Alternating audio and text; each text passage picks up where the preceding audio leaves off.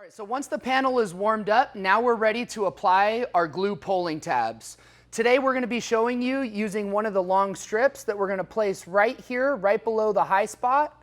And then we're also going to be using the big flexible tab. You can see the big flexible tab on the end.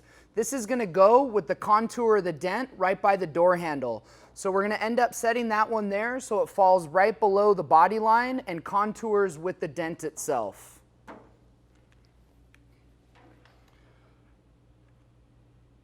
We're going to apply glue to the middle of the tab so that when we push down, the glue flows outward.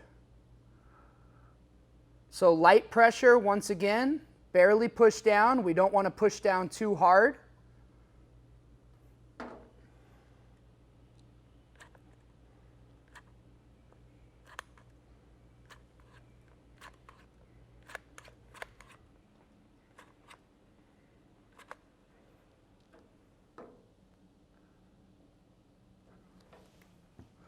I'm going to lightly put pressure down in each of the areas. Once again, not making sure that you're not pressing too hard.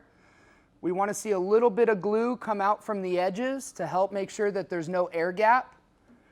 And once we have the tabs in place, now we're going to wait our 4 minutes for it to cure and make a pull.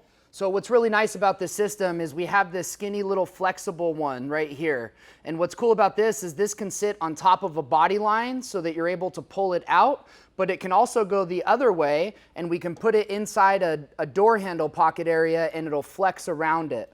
So let's add one right in there, which is going to help us make a pull in the handle pocket. And just a little bit of pressure until it sets up into the curvature.